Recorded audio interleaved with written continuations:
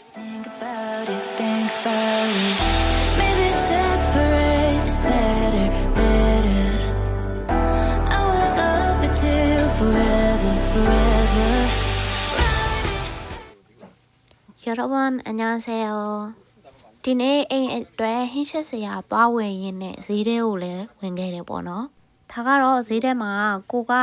မှားပြီးဆိုတော့မှရှင်းရှင်းလုပ်ပေးတာပေါ့နော်။ဟိုတော့သူက9000ဘို့ကို6ခုရပါတယ်။တကယ်တော့ဒါလေးတွေကကျတော့ဆောင်းနှင်းစာပေါ့နော်။ဆောင်းနှင်းမှာအစားများကြတယ်။ပုံငေါပန်းတွေလည်းတွေ့ခဲ့တယ်။ပုံငေါပန်းကတော့ကြိုက်တယ်ပေါ့နော်။ဒါပေမဲ့မစားခဲ့ရဘူး။သူကတော့ပုံမှန်ပါပဲအမြဲတမ်း4ခုကို2000ပေါ့နော်။ဒါကတော့သူတို့တခါတည်းနေထားပြီးသားဆန်မုံပေါ့နော်အစင်သင်းလုံးယုံပဲအဲ့ဒါကိုပုံကြီးနဲ့ထည့်ထားတယ်ပေါ့နော်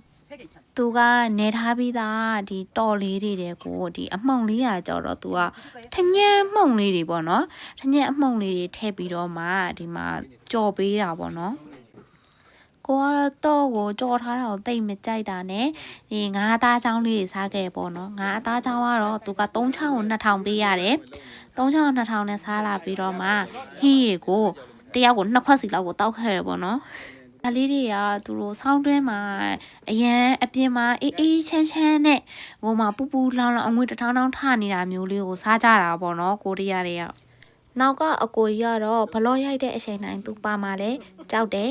ကိုရိုက်လို့ရှိရင်လည်းနောက်ကနေပြီးတော့ရှောင်းရှောင်းကြည့်တယ်ပေါ့နော်ဒါလေးတွေကဆောင်းတွင်းစာပေါ့နော်အေးလူလူပူပူလောင်လောင်နဲ့စားရတာမျိုးဒီဆောင်းကုံသွားလို့ရှိရင်တော့သူကတိတ်ပြီးတော့မတွေ့ရတော့ဘူးကိုကငါးပါမုံကြိုက်ပင်လေဆောင်းတွင်းပဲစားရတယ်ပေါ့နော်ဆောင်းတွင်း